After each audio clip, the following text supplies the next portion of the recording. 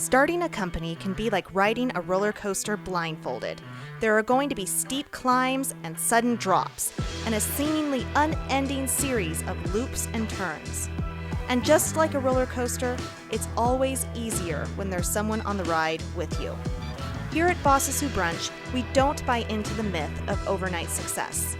We cover the challenges, celebrate the successes, and hear real stories of what it's like to start a business. I'm Chrisella, your host, and I sit down with entrepreneurs over coffee or brunch to talk about their roller coaster ride through entrepreneurship. Today, I'm in Salt Lake City to sit down with Stephanie Stettler, who is a force for women's empowerment and social impact in Utah. She's the founder of the Collective Impact Fund, a seed investment fund focused on building up social entrepreneurship and impact-driven solutions. Stephanie is also the co-founder of Womenpreneurs, a Utah nonprofit that promotes women's leadership and entrepreneurship and connects young women early in their careers with experienced mentors. Stephanie and I talked about how she got involved in these causes, some of the challenges she's run into in impact investing, and the growth of Womenpreneurs from just one event to an event series and mentoring collective. Before we get started this week, a big thanks to Cuisine Unlimited Catering and Special Events for supporting Bosses Who Brunch. From small social occasions, weddings, and corporate events to large national conferences and international summits, Cuisine Unlimited brings a fresh and artistic custom culinary approach to any size event. Learn more about their services at cuisineunlimited.com.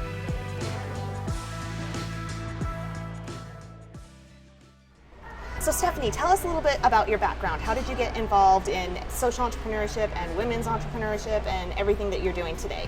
Yes. So my background is primarily in sustainability and social impact. I went to grad school in sustainability, started working in corporate social responsibility and sustainability education up in Portland. So. Are you from Portland originally? Nope, Salt Lake originally. Okay, and then you came. So you went to Portland, then came back to Salt Lake. Correct. Yeah, so I went up there, went to school, stayed up there, worked for about 3-4 years. First with the Green Sports Alliance, trying to green professional sports teams and leagues, and then with a company. That's so cool. Yeah, it's kind of random, and based out of Seattle, and they're actually doing a really good job. That's fantastic. Yeah, That's very cool. And then off to a company where we produced social summits and sustainable business conferences. Awesome. Both in the Northwest and nationally. That was awesome. I got to work with amazing leaders in the field. That's from so cool. Top brands, Nike, Adidas. It was awesome. Very cool. Yeah, that was a lot of fun. And then eventually I was like, it's time to go back to Utah and take what I've learned back to Utah. Try to improve sustainable and impact in Utah. Awesome. Yeah. And so came back and launched Impact Hub with the folks over there. And from there started to work with startups. So it's an incubator. So I started working with early stage companies, and that's where I got really attracted to this idea of seed stage companies, their malleability, how much they can create, and blending early stage companies with social impact. Cool. So is your focus still on sustainability, or how have you branched out from that into just kind of social impact in general? Yeah, interesting. I've kind of morphed sustainability into social impact. Sustainability, I feel, was hot 5-7 years ago, and that's kind of I feel that folks have an understanding of sustainability as having to sacrifice something. We're reducing our negative impact, whereas impact is just more positive. We're amplifying our positive impact. I feel like impact is far more accessible and approachable to people. It's an easier sell. And just find it more attractive myself. Cool. Okay. Yeah. And so you were with Boom Startup for a little while, and there you were working on getting a cohort startup that was focused on education technology. Is that correct? Am I getting that right? Yes. Okay. Yes. So how did that go? I think the outcome is still to be determined. Okay. So yeah. So I did 2 cohorts with them. The Technology Commercialization Innovation Program for the state of Utah for General Tech, and then a General Tech. Okay. And they had originally asked me to launch a social impact accelerator with them. I was a little ways into that when I realized that wasn't really the right fit. Yeah. So they did launch an ed accelerator. Okay. But they defined ed separately from impact. So they were defining the technology and the success of these companies separate from the impact that they had. Correct. Yeah. Huh. Correct. And that's where we had a difference in opinion, I guess. Well, that's understandable, you know.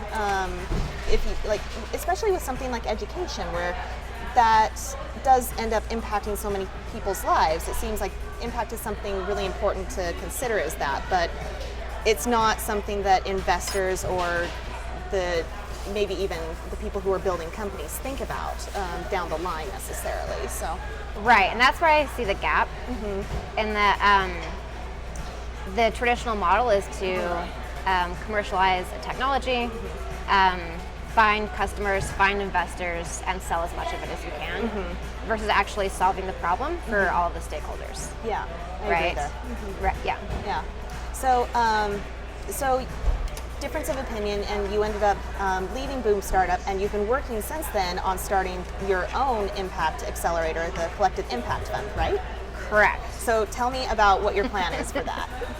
So I'm so excited to hear about this. Yeah, it's been an interesting few months since leaving Boom Startup. Through the course of the past few months, researching what is the best way to do this, who are we going after, what stage of companies are we going after, what are their needs, actually determined that the accelerator model wasn't the best fit for us. Okay. Like Boom Startup. There's been a lot of criticism nationally of accelerators. The data isn't really showing that they're as effective as people would like them to be. Yeah, and I've seen that data too. Yeah, exactly. So folks are I feel are migrating more towards an incubator model or more towards a seed funding model. Okay. And so that's where we are as well. Okay.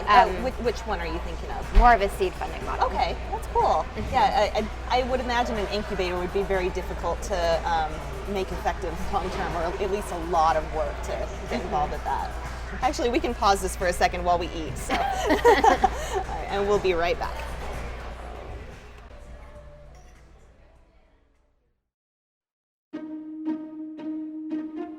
Hey there, are you enjoying this interview?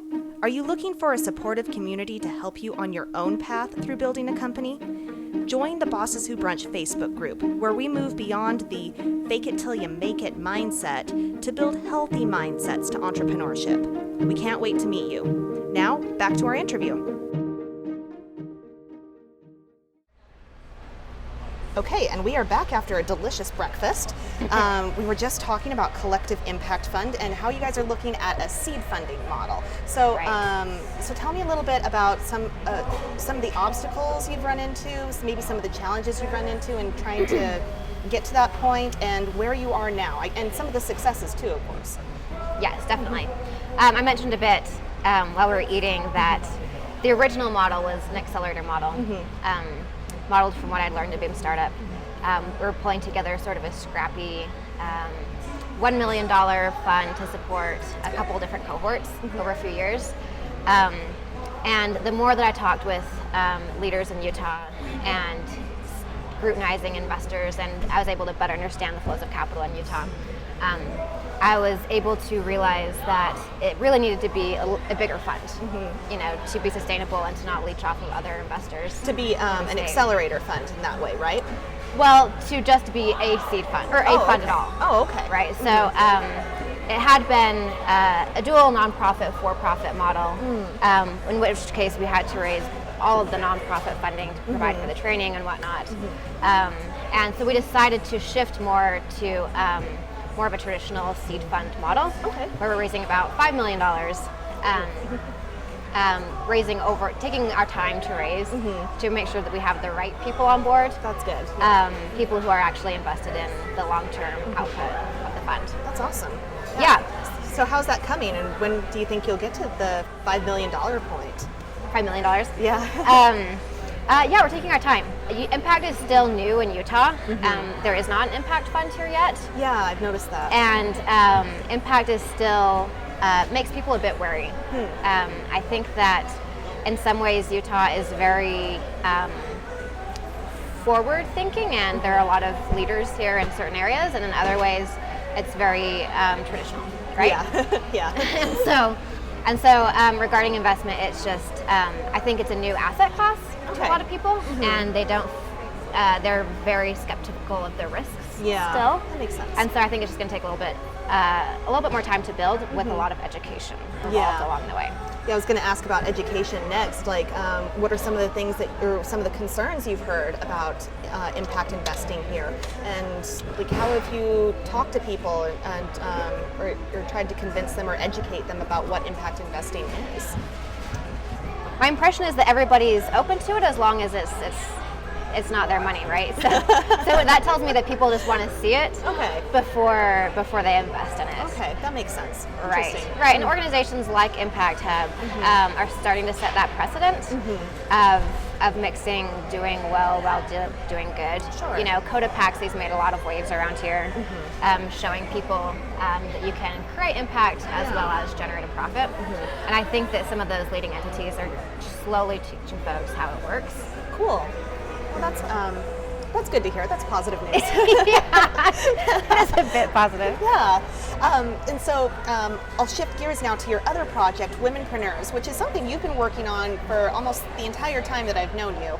Tell me a little bit about that, how you got the idea and how you got it started and where you got to today. Yeah, absolutely. While at Impact Hub, I found myself struggling to find women to connect to. I had come from Portland, which is an extremely egalitarian place, and I had never considered myself a woman in business in Portland, which is interesting. And then when I came to Utah, the sexism was just very blatant. Yeah. And I was like shocked that men would walk like right by me and not shake my hand, and I was just boggled that I was somehow invisible because I was a woman. It was striking. And so. And there were so few women to reach out to, you know.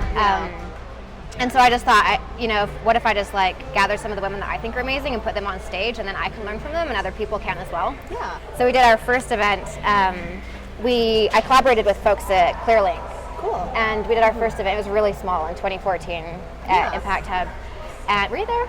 I think I was. Were you? Because I remember ClearLink being involved. Okay, that was probably it. I think I was there. So there were like 50 people in the room, but there were such great conversations. Yeah, it really was. So, and that's what I love about what you guys have done with Womenpreneurs is that you bring people together, and it can be a large group, it can be a small group, but the conversations always are they're very valuable. You don't feel like you're in a huge group. You can connect with people. Right. And that's what I love as well, and that's what I think keeps bringing people back. That very first event, I was surprised at how vulnerable people were allowing themselves to be and asking the questions that they really, really wanted to talk about. So then in 2015, how did it work? I think Bea was producing an independent workshop. Oh, okay. For women, and it was new, and she was having a hard time with registrations. And and I'm like, well, I'd already done this thing last year. Let's produce another one this year, and then we'll get the word out. And that's awesome. And so, it worked really, really well. So we did that one at the new Impact Hub. A bunch of people came out, great conversations again. She filled up her workshop. And yay! Yeah. And so then we did 2 in 2015, now we're rolling out 4 in 2016. Woohoo, all right. Yeah. So exciting. And you guys just got your nonprofit registration, right? Right, we're under fiscal sponsorship with Sustainable Startups, who has a mission to empower entrepreneurs, and they work with underserved communities like women. Yeah, they're great. Yeah, they are great. So we're mission aligned, and they've been supporting us. Great. So so as of 2016, we're like a real organization. Woohoo! It is. It's exciting. That's really exciting. We have a full committee. Yay! And now we're looking forward to see how we can grow and better meet the needs in Utah. Yeah. Have you run into, like when I've talked to you about this before, you've said that, oh my gosh, there's so much excitement about this and so much, so many people want to get involved in this sort of thing. There's a lot of push right now for getting women more involved in business and entrepreneurship, especially in Utah. Have you run into anybody who has been skeptical of this program at all? Good question. Not really, but I think what we're getting with Womenpreneurs is very similar to what I've received with Collective Impact Fund is the mentality in Utah is to smile and say, yes, absolutely, that's a great idea, I'd love to help you, but then you don't actually get help. Yes. That's, I feel like a lot of us run into that. Yeah, I'd love to sit down and talk with you, just let me know when, and then it never actually happens, Never right? hear back, yeah.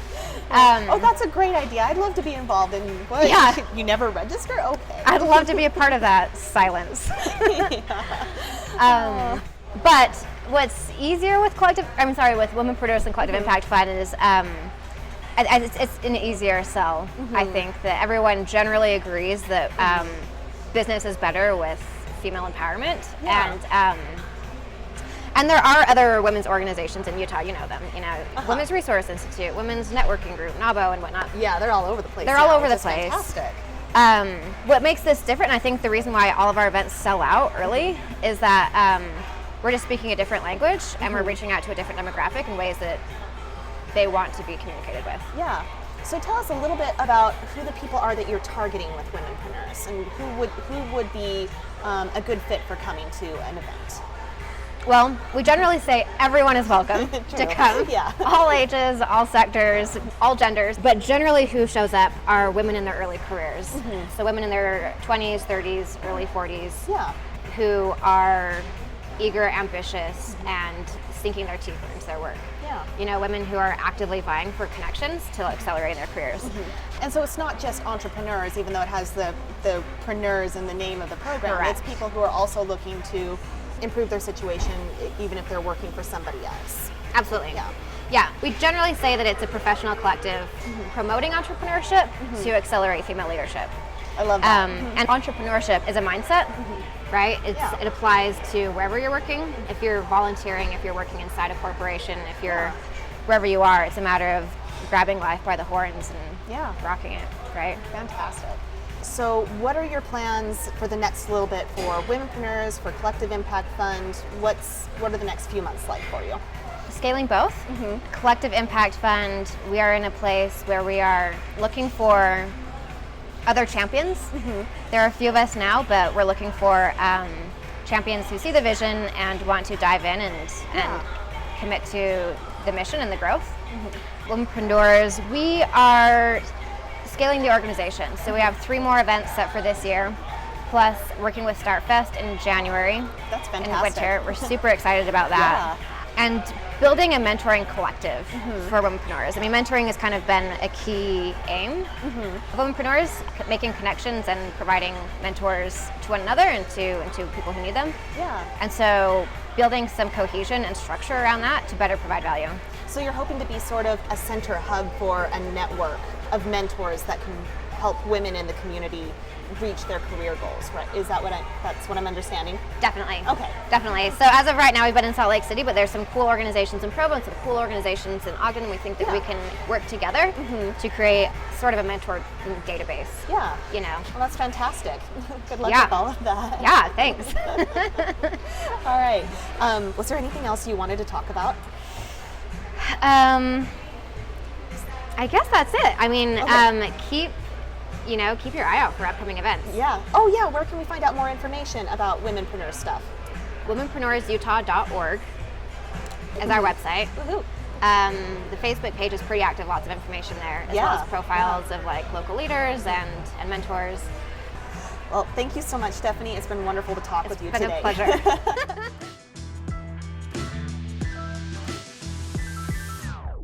Thank you so much for listening to this week's episode of Bosses Who Brunch.